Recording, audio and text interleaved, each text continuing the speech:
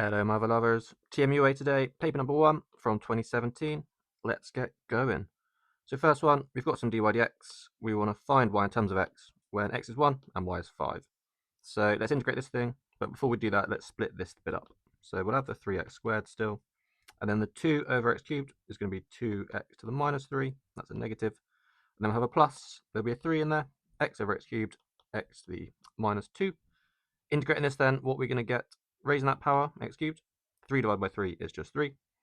Here we'll come up to minus 2, divided by that will be a plus 1. Here we'll come up to minus 1, divided by that will make it a minus 3. And then we'll also have our plus c. When we plug in 1 though, we need it to be 5. So 1 plus 1 minus 3, that's minus 3. So we need to have a plus 8.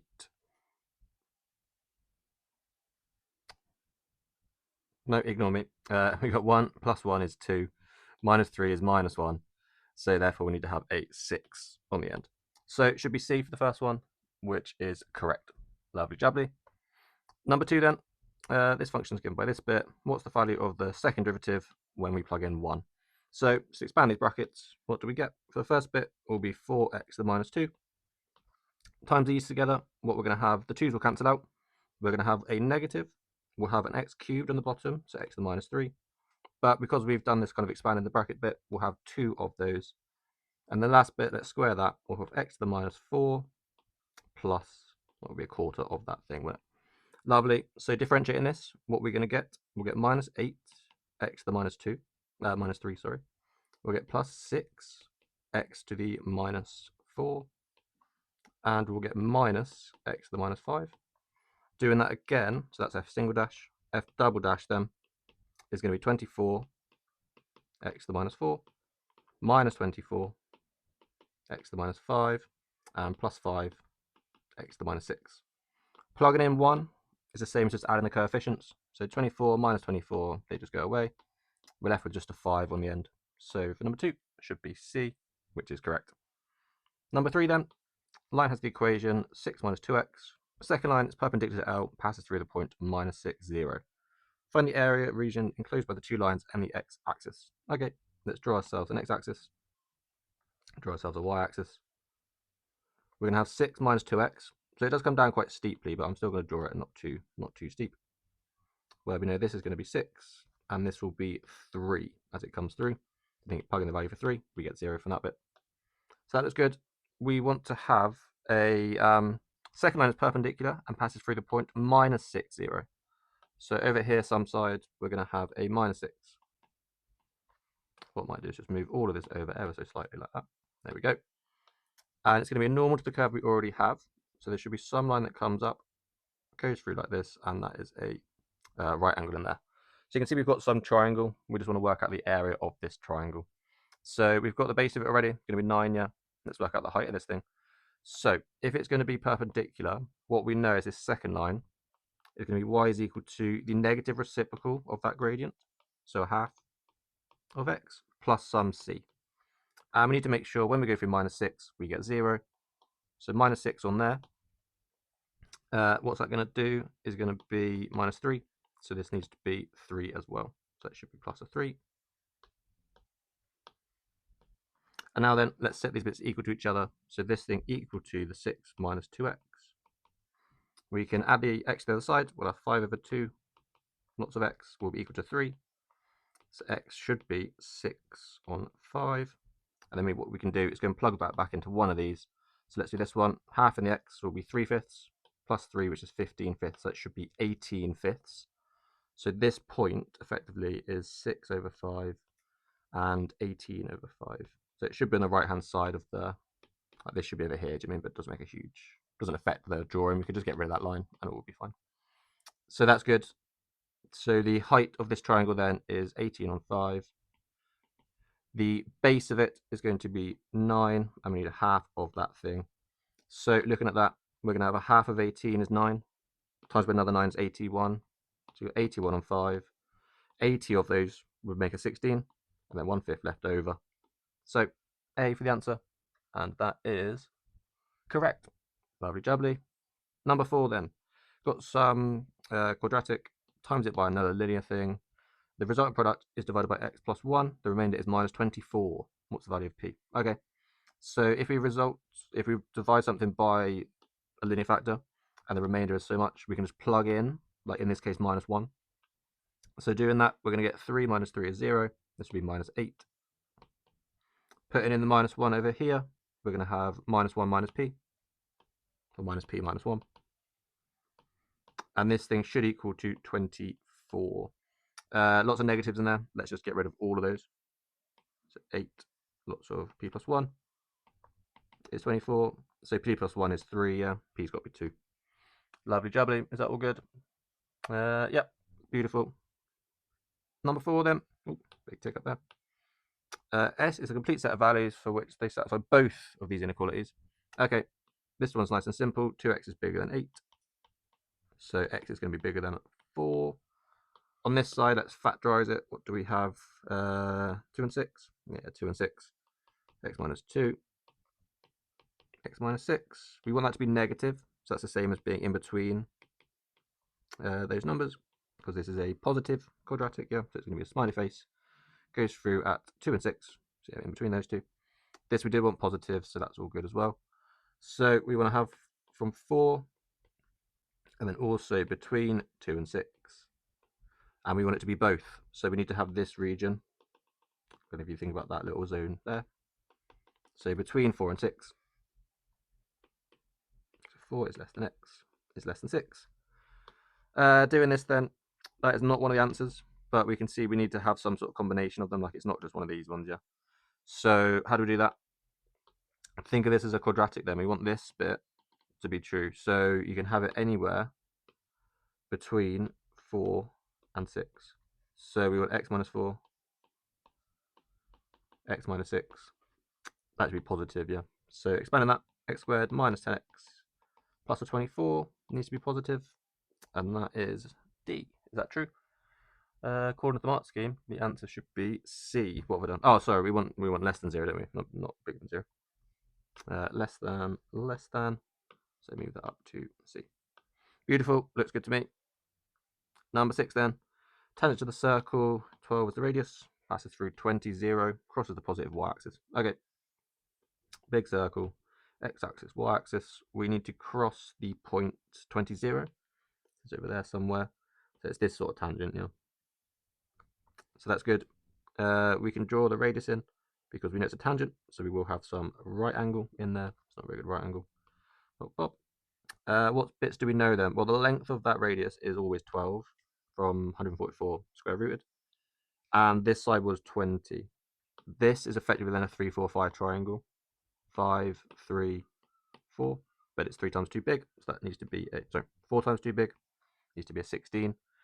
And then we can use some facts about this sort of arrangement. When you have this scenario, the angle down here is going to be the same as the angle up there. Let me do a different color. We'll do red. This angle is the same as the angle between this y-axis and the tangent line. So these two triangles are similar, which is quite nice. So what we can say, the angle of this one, you've got the opposite, you've got the hypotenuse. So sine of that angle is going to equal to 4/5. So same idea here, we've got the opposite, this is the hypotenuse. So this is 4/5 of this one. So other way around, this is 5/4 of this. 1/4 is 3. 5/4 of that is going to be 15. So answer should be 15. B, 6, is that good? Where is it? Answer is B. Yeah, lovely. You could do a bit more formal thinking about like actually working out that this is the right thing, but it's a good idea to know that these shapes are always similar. This angle is the same. You can see it from like, okay, if this is say 60, this must be 30. This is also right angle, so this one is going to be the complement to that one. All good, yeah, lovely, jubbly. Number 7, we've got arithmetic progression. We've got P, Q, and P squared. P's got to be less than 0. And we've got a geometric one doing similar stuff. Find the sum of the first 10 of the arithmetic. Okay, so arithmetic, what can we say? Q minus P, the second minus the first, will equal the third minus the second. P squared minus Q. So we can make some kind of polynomial like this, yeah? We'll have P squared minus 2Q plus P. is equal to 0. I might just swap over the order of these bits quickly. Move you down there. Lovely. The next bit then, we have a geometric stuff. So similar idea, we're going to have p squared, the second, over p, the first, is equal to q, the third, over p squared, the second. This left-hand side is just the same as p, yeah? So let's times the p squared over. What we have is that q is equal to p cubed. We can take that up here then. So actually, we really want the q to be the main thing, don't we? So let's add these all over and replace the q with p squared, p cubed, sorry. So we'll have a 2p cubed minus p squared minus p equals 0. Let's take a p out of those. So p lots of 2p squared minus p minus 1. And this we can factorize then. We need a 2p in one of them, won't we? Single p in the other. It's going to have to be ones and ones. We want to make a minus 1. So I need to go negative with this bit, don't I? So the negative's got to be in the other bracket. Just double check. We get plus p and we get minus 2p to make a minus 1p. That looks good. Let me move this bit out of the way a little second. Over there you go.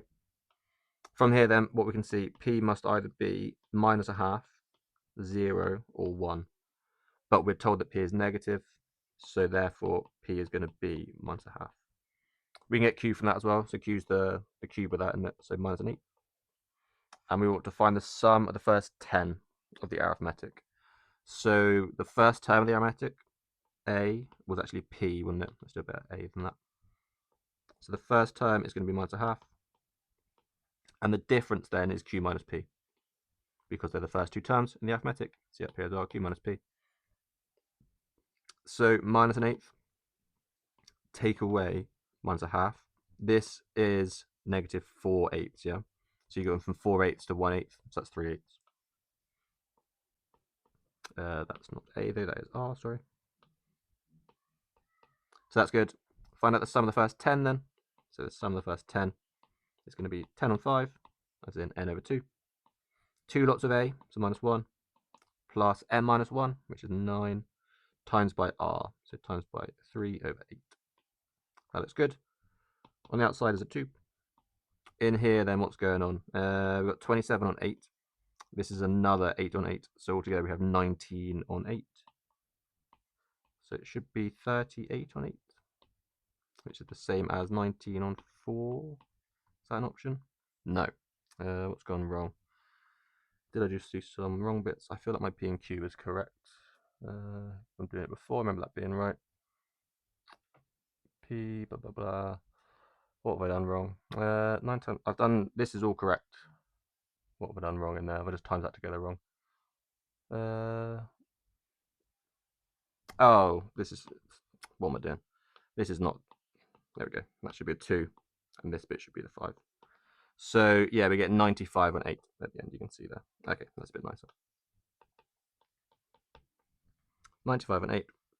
Nice. So you can see sometimes if you get this, you can tell that things are doing well, like it's not too far off. It might just be as simple as that, just putting those numbers in a slight wrong place. But apart from that, all good. Number 8 then. Find the complete set of values between 0 and pi for which this thing is true. Okay, so when you've got like a product, need to be positive, look at them individually. So when is cos x positive? Well, thinking about the shape of the graph, it goes down, comes back up again. This is pi. This is pi on 2. So we're positive. That's the same as in our scenario between 0 and pi, us being between 0 and pi on 2.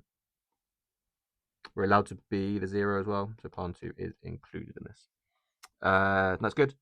Similar idea now then. 1 minus 2 sine needs to be positive. So that's the same as sine being less than a half, yeah? You could think about adding this over, then dividing by the 2. So thinking about that scenario, when does this happen? Pi on 6 and 5 pi on 6. And what's going to happen is it goes up and then comes back down. So when is it less than this? Is on the outside bits. So we need x to be less than pi on 6, or but like 0 as well, or the other side. So 5 pi on 6 up to pi.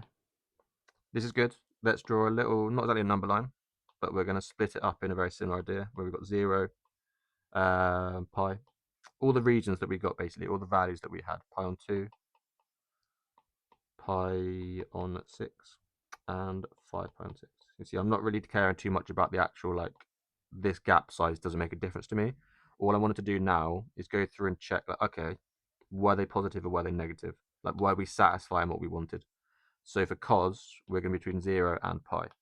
So we can see we get one tick there, but not there and not there. Similar idea then for, let's write sine, that's the cos. For the sine one then, we can see that we need to be in the first region or in the last region, but not the other ones.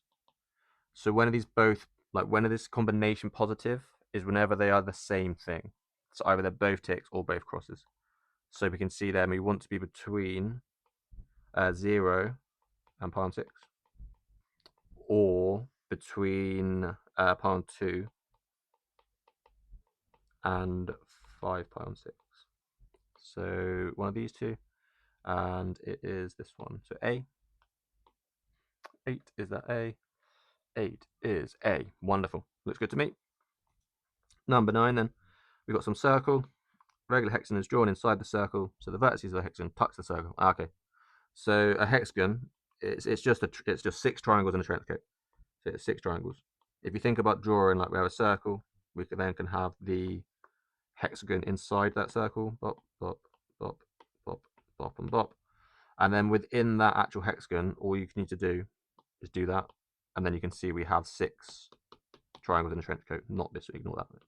But it's all it is, basically. So what we need to do then, work out the radius of the circle, because that's going to be one of these lengths. All of these are identical, so we're going to do 6 times the area of this one triangle. How do you work out the area of that one triangle? Half AB sine C. So we need to have the radius and the angle. Well, there's 6 of them. 360 divided by 6 is 60. So this should be, the final answer is going to be 6 times by a half times by r squared times by sine of 60. Sine of 60, root 3 on 2. Let's leave that there for a sec, actually. Yeah, sine of 60 is root 3 on 2. Half of 6 is 3. What's the radius then? Well, up here, we're going to get, this will be a minus 9, so that's going to be an 81. This will be 11, so 121. And then we've got the plus 178. This looks good. That altogether then is minus 202. From that then we have minus 24. So r squared is 24. And actually we don't care about r, do we? We care about r squared. So let's put that bit in there, 24. Let's combine these together then. Half of 24 is 12, times by 3 is 36. And we've still got the root 3. That is one of the answers. 9 is at F. 9 is somewhere. Where's 9? 9 is F. Yep, lovely jubbly. Number 10 then. Curve has this equation, blah, blah, blah, blah, blah. P is real. Okay. Gradient the normal to the curve at the point where x is minus 1 is m. What's the greatest possible value of m as p varies? Okay.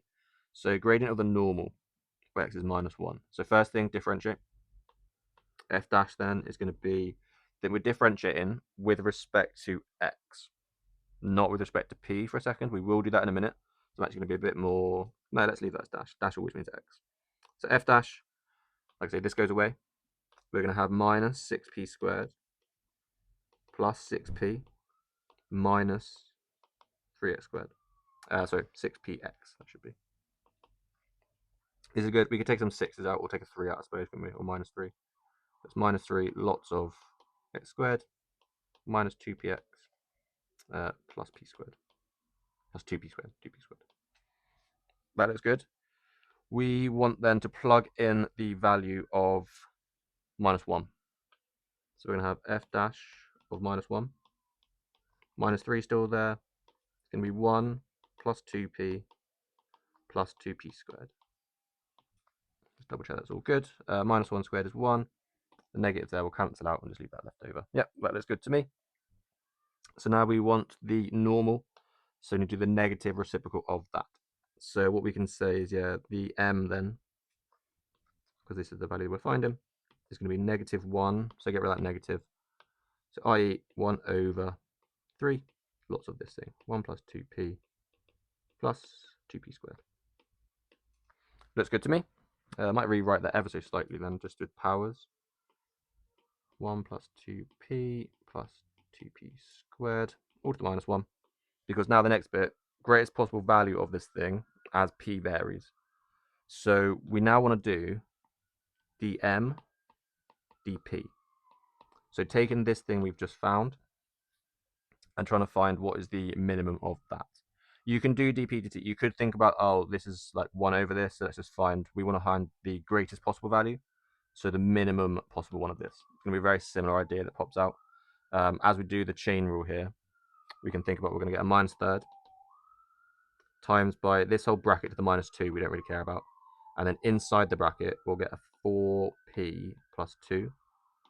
If you make that equal 0, p is equal to -1/2. You get a very similar idea, just when is this quadratic a minimum to make the entire fraction a maximum. So either way you get this value is fine. Plugging that back in then, what do we get? We're going to have a third of 1.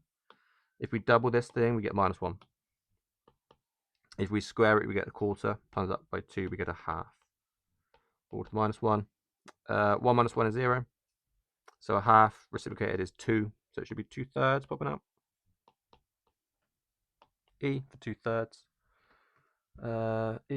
E. Wonderful. All looks good to me. Number 11 then. We start with x. We do some stuff to get the next ones. Thread through terms are 7, 3, and 1. What's the value of 100? Okay. Let's plug in 1. What do we get? So that's going to be x of, well, x4. 23 minus 53 is -30. -30 over 6 is going to be -5. x5 then, similar idea. That's going to be 20 times 5 would be 100. So there's 115 there. -115. Minus over 53 over 26. Now I'm going to guess that this hopefully should be a multiple of 26. What will we guess on the top? We're going to have a minus, be an 8 on the end, 6 in there, and a 1 there, over 26. Does that work out? It doesn't look very good, does it? Have I added that up correctly? Have I times that correctly? What's going on? Oh, it's not over 26, that's why. Let's change that ever so slightly. So it should be -24, shouldn't it? So effectively those negatives can cancel. Does that look a bit better? It does. That is a 7. So our pattern then, we're going to go 7, 3, 1, -5, and then back round to 7 again, and then continue going. So if we think about the positions they were in, 1, 2, 3, 4, and then back round to 5 again. But that is the same as like the one in position 1. So instead of thinking about the positions, so let's just label these columns. We have xn, this column is n, and then I'm going to do a column above that, which is n mod 4. What that means is just the remainder as we divide by 4. So for example, we're going to have 1, 2, 3, and then 0, and then 1, etc., etc., as we go through. X to the 100. Well, what's 100 mod 4? If we divide 100 by 4, we get 25, remainder 0. So this is the same as x0, which is x4. So it should be -5. Next one, -5. Yep, lovely jubbly. Let's keep going then. Polynomial function f is such that it's always positive. Given that between 2 and 4 we need to integrate it, we get a. Which one of the following must be correct? Okay, so draw some x-axis. We're going to have some function, who knows what it does. And when we take the area underneath that curve between the values of 2 and 4, we get some value which we're calling a. So this is a scenario we've got. Looking on the left-hand side then at the answers, they're all doing the same thing. What is that thing? Well, if we do that inside the brackets, that's the same as moving us left by 2. And then here outside the kind of function brackets, we're going to have an up by 1. So up 1, and left by 2. So looking on here, what does that do? If we move it left by 2, imagine picking all of this up and just dragging it to there. So where's the actual integral now? It's between 0 and 2, not 4 and 2. Let's move this over a bit. So it's definitely going to be 0 and 2. It's got to be A or B, yeah, so not any of these ones. And we're lifting up by 1. So as we do that, let's draw in some like bottom line for this a second. We'll have some line going across there. Lifting this up then. Remember to take the bottom line with me. We create this new area underneath it. In here. How big is that area? Well, we know the height of it's 1, and the width of it you can see is 0 to 2, so it is 2. So we've added on an area of 2. So our final answer should be the original A we have plus 2. And again, with the limits going from 0 to 2. So answer should be B. Let's just double check. 12, B. Yeah, lovely. 13 then. In the expansion of this thing, coefficient of x to the 4 is 8 times the coefficient of x squared. A and B are non-zero positive integers. What's the smallest possible value of A plus B? Okay, so we want the coefficient of x to the 4. So doing that then, we need 5 choose 4. A to the 1. B to the 4. Would be x to the 4 as well, but we don't need to think about that bit. Is equal to 8 times the coefficient of x squared. So 5 choose 2. A cubed. B squared. That looks good. What are the choose bits then? Well, 5 choose 4, same as 5 choose 1, which is just 5. So it's 5 AB to the 4 is equal to 8 times 5 choose 2. Think about the numbers. What do we have? 1, 3, 3, 1, 1, 4, 6, 4, 1, 1, 5, 10. 10, 5, 1. So 10 times 8 is 80. 8 A cubed B squared. We'll divide it by 5, we'll have a 16. Divide by an A, we'll have an A squared. Divide by a B, we'll have a B squared. So effectively what we have, we can rearrange this ever so slightly. 16 A squared minus, well, let's just factorize it, isn't it? They're both positive, so we don't really care too much about that. So dividing this down, B is going to be 4 lots of A. They can be as small as they want, they just have to be positive. So let's make A be 1, and B therefore is going to be 4. So A plus B, 5. All make sense, yeah? Lovely, jubbly. Just double check that is right. That's too far ahead. What we're doing? C, lovely. 14 then. We got simultaneous equations. Find the answers. Find the difference. Okay. So let's see what's going on. Can we then rewrite this one ever so differently? This is the same as having 2x all squared. Take away 9 lots of 2 to the y all squared. We'll take away 6 as well, equals 0. So we can probably factorize this somewhat, can't we? Can we? 6. I don't know if we can, looking at that. Maybe we can do something with just this part of it though. Yeah, I think we can. So let's actually leave that 6 on the other side. Get rid of that 0. This, squared, squared, squared. Difference. So what can we have? 2 to the x minus 3 lots of 2 to the y in one bracket. And the other bracket will be very similar, 2x, 3 lots of 2 to the y, but this time with a plus. Oh look, that is the same thing. So this was equal to 6, but we know this bit is equal to 3. So that bit must be equal to 2, yeah. So this looks good. What we can say then, let's write that down on the left bit. Well, what's the difference between these ones?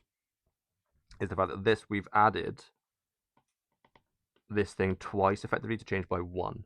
So 6 lots of 2 to the y should be equal to, sorry, not changed by 1. This should be, what am I doing? Yeah, this is positive 6, not negative. I said everything correctly. This should have just always have said a positive 2. Shouldn't have ever said negative 2. So that's good. So yeah, we add on 1. So changing this, like this difference plus this difference gives us this difference, and it is 1. So that's good. What we can say then is 2 to the y is equal to 1 of 6.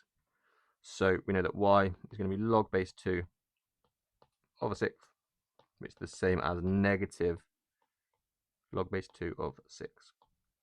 That looks good. We want to find the actual x coordinate of this as well then. So let's just take one of these, like this one for example. We can have 2 to the x minus, well, we know that altogether that thing was 1, so half of it is going to be a half. So minus a half equals 2. So 2 to the x is equal to 5 over 2. So what we can say, x is equal to log base 2, 5 over 2. And now then we want to add these up, was it?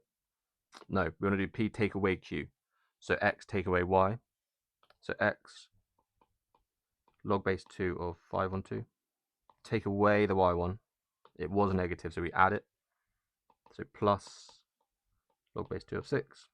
When we're adding logs, times them together. So we've got 30 over 2, which is 15. So it should be log base 2 of 15, which is one of the answers. It's F. And that's the correct answer. Lovely jubbly. 15 then. It's given that f of x is equal to this thing. So minus 2x squared plus 10. Consider the following three curves. Normal one, and we shift it to the left by 1. Shift it to the left by 1 and then reflect it. The trapezium rule is estimated the area under each of these curves between this bit. State whether the trapezium rule gives an overestimate, underestimate for each of these areas. Well, we can draw this graph. We can just draw it, yeah? It's a very symmetrical quadratic, and it's going to be symmetrical around the origin. So if the first one, between 0 and 1, you can see that we have like this section. So we're working out like the bit underneath it. But we want to be working out also this bit. We're underneath the curve. It's an underestimate. So it's going to be underestimate for the first one. Second idea, if we shift this to the left, the curve is still going down. There's another way to think about it, like the curve is going down, as in not going down, but it's the second derivative is negative. I mean, it's decelerating downward, or accelerating downwards, the way to think about it. It's getting steeper, but downwards. So what we're gonna, what's the proper word for it? Concave, convex? I can't remember which one round it is. But because it's doing that, you know that we're gonna have the, it's gonna be an underestimate. So same idea, if we have this idea, still you're missing some bit of it. So that's an underestimate as well. Now then, when we reflect it, it's just always the opposite, yeah? If you reflect it in the y-axis, so in the x-axis, effectively like a line y equals 6, you flip this whole thing upside down. So now actually the bit that we're missing, the difference, is the other way around, like we're overestimating in this case. So it should be under, and then over. So B for that one. 15, is that B? Yep, B. Lovely jubbly. 16 then, what's going on? Right, number 6 then. We've got two functions f and g, one quadratic, one cubic. What's the complete set of values for which one of the functions is increasing and the other is decreasing? So let's differentiate them both. What do we get for f dash? We're going to get 6x plus a 12. So if that's positive, we need x to be bigger than minus 2. And this side, similar sort of idea, g dash is going to be 3x squared plus 12x plus a 9. Making that positive, we can just get rid of the 3's, divide by 3 everywhere. So it's the same as x squared plus 4x plus 3 being bigger than 0. Factorising that then, we'll get a 3 and a 1. So what we need is for x to be between those, minus 3 and minus 1. Let's do a similar thing to the number line we had on the similar idea earlier. When are they both, when is this kind of combination positive, but here we want them to be different. So it's the same idea, but when are they negative? When is what the question's the same as like f dash g dash negative. Exactly the same sort of question. So different points that we had then were minus 3, minus 2, and minus 1. We wanted for f dash, or for f I suppose, increasing when it's bigger than minus 2. So decreasing, decreasing, increasing, increasing. And for g then, between the minus 3 and the 1. And the minus 1, sorry. So when are these doing different things? Not there, yes there, not there, yes there. So between minus 3 and minus 2, or x is bigger than minus 1. Minus 3 minus 2, bigger than minus 1. Lovely, looks good.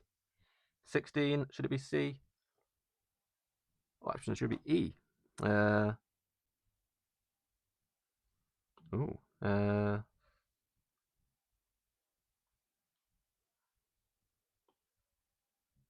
What's gone wrong here? Looking at this, then it goes up, goes down, goes up. So have I just found the decreasing parts accidentally? Yeah, I have. Sorry about that. So this should be, actually x is less than -3. X is bigger than -1. So for our g, we need the other signs. So it should go positive, and then positive on the end, negative in the middle. So similar thing changes down here. When are they doing different things? They're doing different things over there, different things over there. So it should be x is less than -3, or between -2 and -1. E, lovely. So I did, yeah, all the right steps, just had this bit the wrong way around. So we got basically the entire opposite answer, because what I'd written down for here was actually like just complete opposite. So when they're doing the same thing or a different thing, again, complete opposite. So we ended up with the exact opposite answer to what we should have. That's good. 17 then. Two functions f and g defined as following, blah, blah, blah, blah, blah. Smallest positive integer n, such that g of n is bigger than 150. Okay, these look scary sometimes. Don't be afraid of them. So one thing to think about, like, can you just integrate it? This is just like, say, 6 minus x. Yeah, you can do that. If you're taking this exam, I hope you can do that. So 1 over n, integrating that, n becomes nx, x becomes x squared on 2, yeah? You're going to plug in the values of n and 0. So 1 and n still at the front. We're going to have an n squared minus a half of n squared. And then you've got the zeros, yeah, but they didn't do anything, do they? So n cancels out one of those n's. We've got n there, n left over, and 1 take away a half is a half. So this is exactly the same thing. That's just a half of n. That's it. This is just a half of n. Looks very fancy, but it's not, is it? It's just something they put in there to make it look more terrifying than it is. So this thing then, what is going on? We're going to be adding up from 1 to n all of the values we had above. Be careful about the subscript. So this is that thing, but with r instead of n. So it's going to be the sum of r over 2. Take out the half if you want to. It's just the sum of the first n numbers. So doing that, you might know if you do further maths, is n plus 1 over 2. You might just know anyway. If not, you can just use the arithmetic sequence. A is 1, r is 1. What do you pop out with is this thing. Doing this then, we're going to have n plus 1 over 4. That is g of n. We want it to be bigger than 150. So times that over, n plus 1 bigger than 600. You can do this like a quadratic if you want to. You can expand the brackets, take the 600 over, factorize it, and you'll get like 2425. You could also just kind of roughly know. I say roughly know, just like, oh, in my head, oh yeah, that's 24 times 25. Knowing that like this, they're kind of pair numbers next to each other that add up times together to make that. So 24, 25, we would need this to be 24, this to be 25. But that doesn't fit it, does it? That doesn't actually be bigger than it. So we need to be, n needs to be bigger than 24. So therefore n is 25. Again, just show you the other way around. Taking it from this bit, n squared plus n minus 600, bigger than 0. So n minus 24. N minus 25, you want to be bigger than 0. So it's the same as n being less than, plus, less than minus 25, or n is bigger than 24. So 25 again. Can't be this side because it had to be positive integer. So that looks good to me. Is that right though? 17 is D. Yep. 18 then. The graph of log base 10 of x is translated in the positive y direction by 2 units. So we have log base 10 of x plus 2. The translation is equivalent to a stretch of factor k parallel to the x-axis. Okay. So this is the same as log base 10 of x on k. What's the value of k? Okay. So let's use our log laws, expand that out. It's log base 10 of x minus log base 10 of k. That can go with that bit. So log base 10 of k is 2. So log base 10 is minus 2. So k is going to be 10 to the power minus 2, 0.01. 18 is 0.01. Answer A.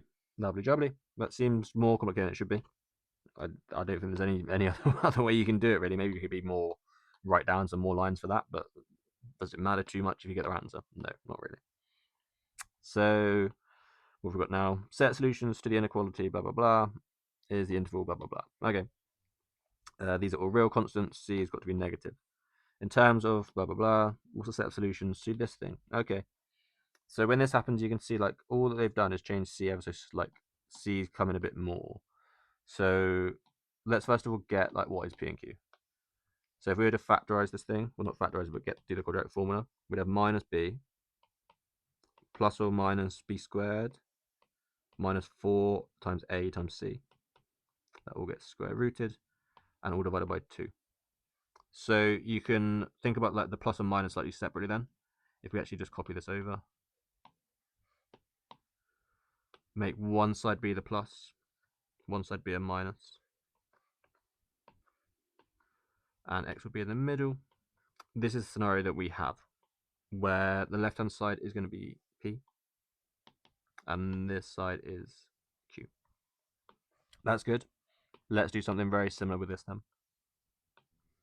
So what we're going to have, it should be minus B, so minus BC, plus or minus B squared, so B squared C squared, minus 4AC, so 4C cubed, square rooted, all over 2A, so 2 again. So similar sort of idea, we can make one a plus. Just going to move it off that bit of writing and duplicate. So we have the minus on the other side. And again, x is between those things. But this one on the left should be a negative. Can we do anything like factorization wise? There's lots of C's everywhere, so I'm going to assume we can. I'm thinking about the answer, there's just C's everywhere, yeah? So probably some C's are going to come out. What can we do then? Well, let's take a C squared out of that, and then we'll have a C as appear at the front. So it's going to be like minus BC plus C lots of the square root. And I'll take away B squared from everything, or divide a B squared from everything. C squared, sorry, C squared. So we have B squared minus 4C. And again, this whole thing's delivered to. Let's take the C out the front. So it's going to be C lots of minus B plus B squared minus 4C, all square rooted, all over 2. So that's one side. And actually, if you look at it, this thing is that thing. Very similar process on this side then. We're going to have C lots of the same stuff, but with a negative, yeah. One thing to be careful of though, we have Q, and then here we've got Q times C. So what we're basically saying now is x is less than CQ is less than CP. This sort of arrangement. But this is not right.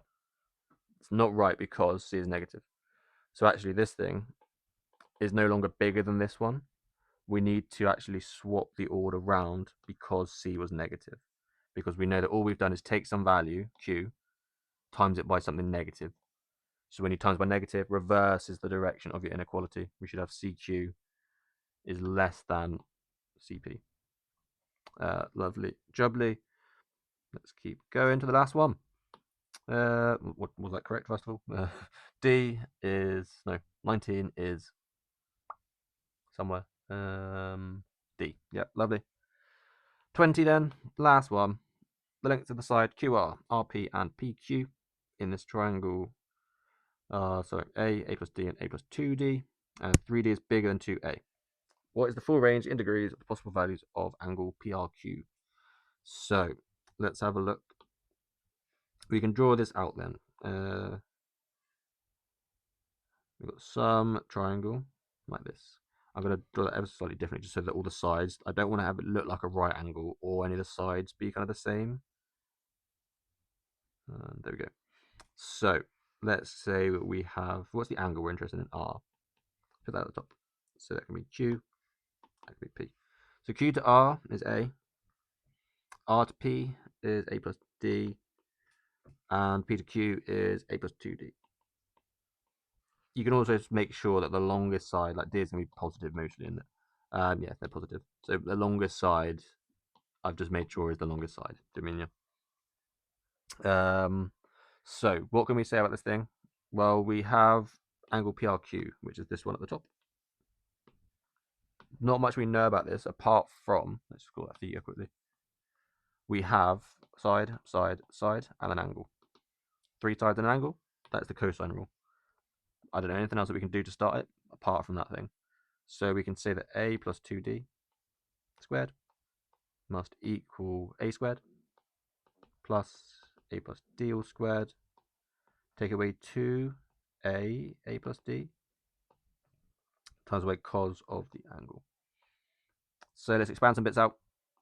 A squared plus 4ad plus 4d squared plus a squared plus a squared plus 2ad plus d squared. And I won't expand that out. I'll leave that as it is. 2a. No, I will make it. No, I'll leave it.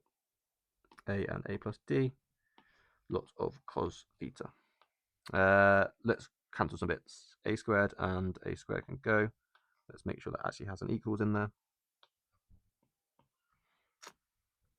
And then we can rearrange ever so slightly as well. So, how many ADs do we get? There's 4 there, there's 2 there. Taking them away, I'll have 2 on the left. How many d squareds? I've got 4 on the left, 1 on the right. So I'm going to have plus 3d squareds. And I will also take away an a squared. So then I've done these bits, I've done these bits, I've done that bit. And then I also need to divide by this stuff. So dividing by negative 2a plus d. And this should all equal 2 cos theta. The negative I might just mess around with a little bit slightly. So let's make that be negative, that be negative, that be positive. So we can swap the orders, move you down, move you over. Don't need that positive anymore, and don't need that negative. Okay, that looks good. What things do we know then? We want to try and get some relationship between the 3D and the 2A. So what can we do to kind of like, is this somehow on the top? Like, can we factorize that in some way? I'm going to hope that an a plus d is a factor. So let's assume it is. A plus d. We would need then another a to make that a squared, and we need a minus 3d to make the 3d squared. Does this work for the middle? ad minus 3. So 1 minus 3 is minus 2. Yep, lovely. Over 2a plus d equals cos theta. So I can say goodbye to this bracket, goodbye to this bracket. What's left over then? I'm going to have a over 2a, so that's a half, yeah, minus 3 over 2 d over a. This looks good. That's all cos theta, yeah. We know that d and a are positive. What did we want to find? We wanted to find possible angles here. We still need the d and a are both positive, so we're definitely taking away something, yeah. So what we have effectively is that, like, don't know exactly how big this thing is, but it's definitely going to be positive. So we should have that cos theta is just less than a half. So in that scenario, we want to be less than a half. So coming through at a half, that would be 0. When does that happen? It happens at 120, doesn't it? Does it? No, it happens at 60. No?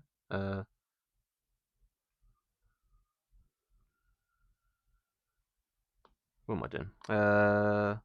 It happens at, this would be 180, this would be 90, must be 60. Am I being really I feel like I'm being really stupid. They're not out of calculator, you know. So we need to be bigger than 60, but we couldn't be as big as 180. I feel like that's not right. I feel like something's gone wrong there. Yeah, it's not that one. It should be the 120. Have I just done that the very last step wrong? Is it just that? What's inverse cos of 60? It's a math error apparently. Why is that? What am I doing? Inverse cos of a half. Is 60? That was right. What's gone wrong here then? Did that not necessarily just have to be bigger than a half? Let's do something slightly different. So this is true. 3D is like that. It's very close to what we wanted, yeah. So we can see like 3 over 2 and then d over a. So just dividing this bit over, that is bigger than 1. Yeah. Okay. So the thing that we have down, yeah, slightly different. So this thing is actually bigger than 1. It's not bigger than 0. It's bigger than 1 all the time.